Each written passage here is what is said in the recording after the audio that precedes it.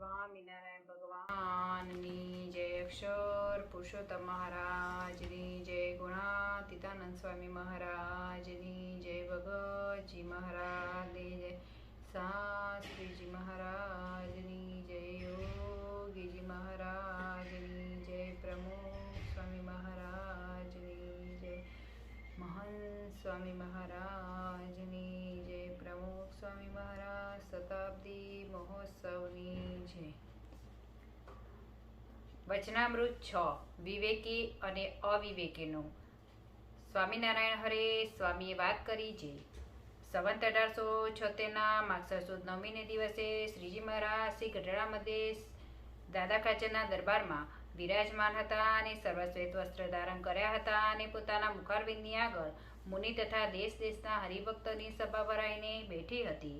પછી શ્રીજી મહારાજ બોલ્યા છે, આ સત્સંગમાં જે વિવેકી છે તે તો દિવસે ને દિવસે પોતાને વિશે અવગુણને દેખે છે અને ભગવાનને ભગવાનના ભક્તને વિશે ગુણને દેખે છે અને ભગવાનને સાધુ પોતાના હિતને અર્થે કઠણ વચન કહે છે તેને પોતાના હિતકારી માને છે અને દુઃખ નથી લગાડતો તે તો દિવસે ને દિવસે સત્સંગને વિશે મોટપને પામે છે અને એ અવિવેકી છે તે તો જેમ જેમ સત્સંગ કરે છે તેમ સત્સંગની વાત સાંભળે છે તેમ પોતપોતાને વિશે ગુણ પરઠે છે અને ભગવાન ને સંત એનો દોષ દેખાડીને એની આગળ વાત કરે છે તે વાતને માને કરીને અવળી લે છે અને વાતના કરનારાનો અવગુણ લે છે તે તો દિવસે દિવસે ઘટતો જાય છે અને સત્સંગમાં પ્રતિષ્ઠાહીન થઈ જાય છે.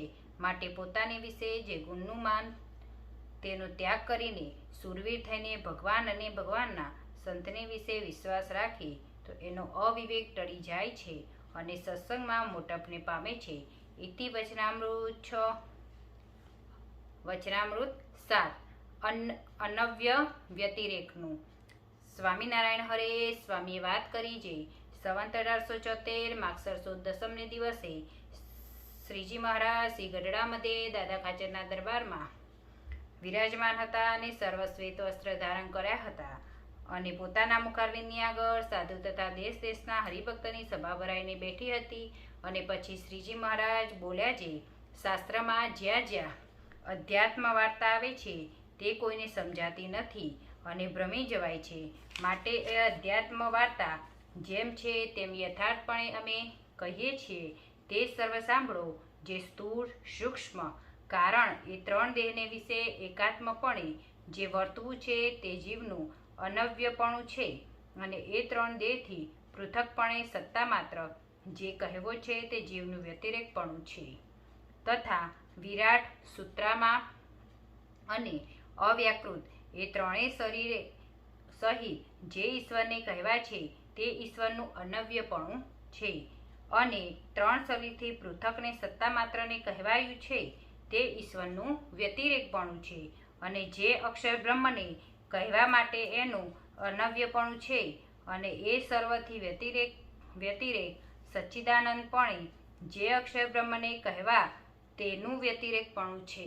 તથા અક્ષર બ્રહ્મ ઈશ્વર જીવ માયા અને માયાના કાર્ય જે બ્રહ્માંડ એમને વિશે જે શ્રી કૃષ્ણ ભગવાનને અંતર્યામપણે કહેવા અને નિયંતાપણે કહેવા તે એ ભગવાનનું અનવ્યપણું છે અને એ સર્વથી પૃથકપણે કરીને પોતાના ગોલોકધામને વિશે જે બ્રહ્મ જ્યોતિ તેને વિશે રહ્યા છે એમ જે કહેવું છે એ ભગવાનનું વ્યતિરેકપણું છે અને એ પુરુષોત્તમ ભગવાન અક્ષર બ્રહ્મ માયા ઈશ્વર અને જીવ એ જે 5 ભેદ છે તે અનાદિ છે. ઇતિ વચનામૃત 7. શ્રી સ્વામિનારાયણ ભગવાનની જય.